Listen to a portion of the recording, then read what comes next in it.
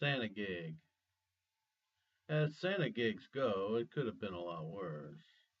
I could have been booked for the nursing home the old guy was bound for. What he was doing at the jeweler's was a question I wasn't going to ask him, no matter how much he wanted to tell me. My brother-in-law is married to Monahan's niece, so I get this gig as Santa outside Monahan's jewelry store. Good for 2 weeks, right up to the day. I'm on the edge of the parking lot, on the sidewalk, ringing my bell and waving at cars on Atlantic Boulevard all day long in a hot red suit. Wave and ring, ring and wave. It's not even remotely like making a living.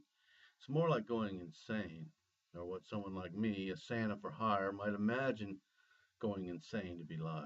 A gradual, if not total, loss of identity for an extended period, during which time every gesture, movement, and expression you make represents an imaginary entity. Plenty of time to think while I'm ringing that bell. Not that I do much. I keep a headphone set in my beard and listen to tunes most of the time.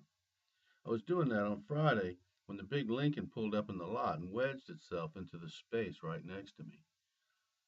The elderly woman behind the wheel got out and walked into the store, leaving in the rear passenger seat an ancient old man. I moved a step to my right when the car pulled in beside me. I could have reached out my left arm and touched his window. He was that close.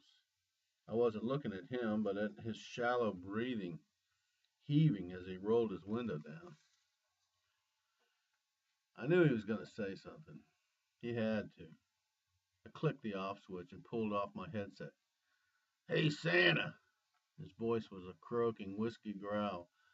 I gave him back a hearty grin, rang my bell, and waved.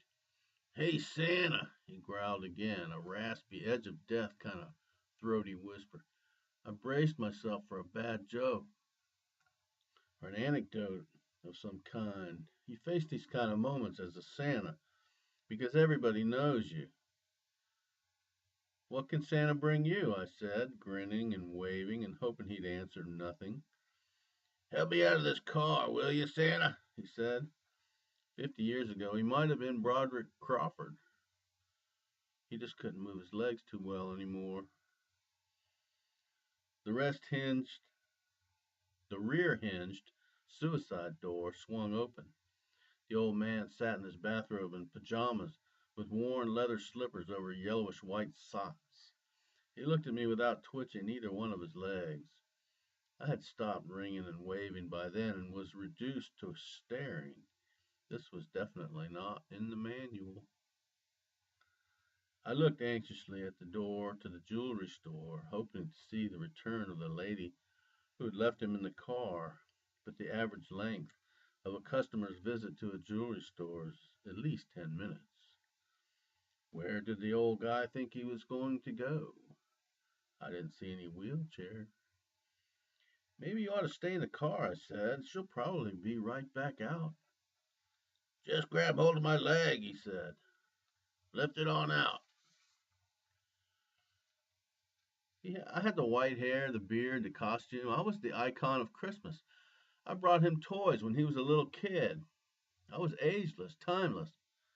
But helping old men who can't walk get out of their cars was not ever any part of my act. "Ho, ho, ho," I said. "How about staying in the car there, Dad?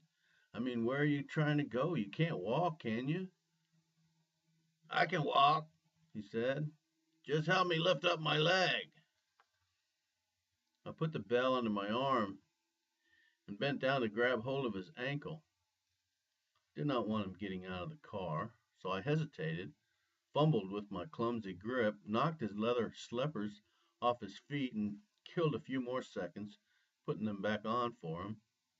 Meanwhile, cars are driving by and honking at me because I'm not doing my job, which is waving and ringing my bell.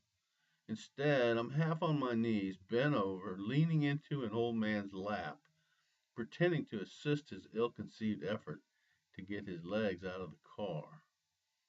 Some smart guy snapped a picture as he drove by. They say a picture's worth 1,000 words.